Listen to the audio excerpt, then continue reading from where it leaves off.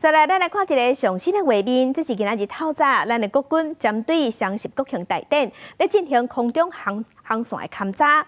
伫早起6点到6点半，有2台 UH-60M 乌鹰直升机，分别是对上山机场甲新德机场出发，飞过总统府，承替双十国庆的典礼勘查航线。咱即马就要连线，互台记台记者郭碧君、张玉水，带咱来看透早的画面。 今日早是可能有真侪北部民众和正大声的声音吵精神，不过这边紧张，因为这是咱国公在咧为双十大典来做准备。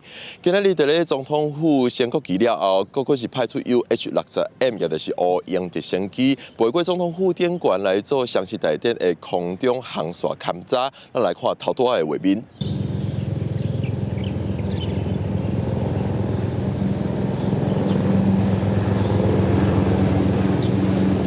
4点半，对，为树林来，迄个无好啦。迄个镜头摕起来时阵，发现镜头无够长。透过画面使看到 UH-60M 的乌鹰直升机是豆豆飞过总统府典馆，分别是由松山机场甲新德机场来出发的。声音真大，侪民众也真好现到镜头咧翕相。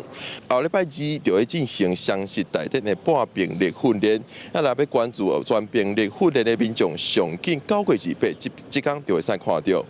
不过，若是天气无好，也是无稳定的话，国军会随时来做调整。若要注意上新双十大典训练的民众，都要关注上新的消息。以上是公视台记者伫咧总统府头前的连线报道。